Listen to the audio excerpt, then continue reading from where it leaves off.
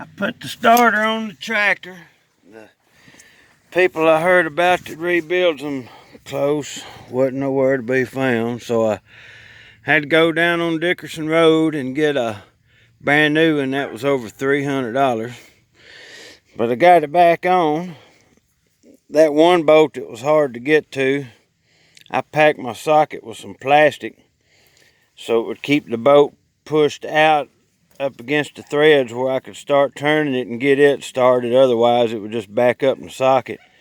And I taped all this stuff together, socket, adapter, extension, because if it falls off behind that starter, it is just about impossible to fish out. I had to use this here groovy magnet, and so I have not attempted it yet.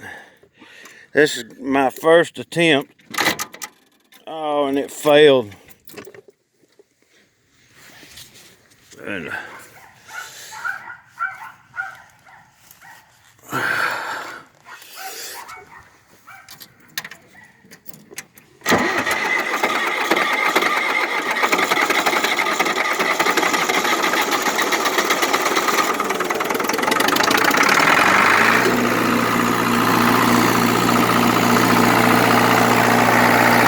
tractor ain't been started in a while.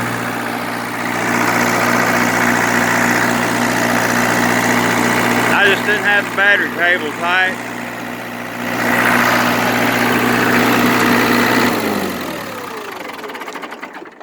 Well, that makes me feel better.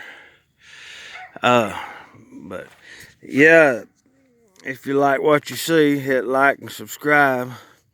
And if you're not patient, don't even try this job, because I bet there's a lot of people that were really strong men that gave up and cried, because it's not pleasant. But thank you.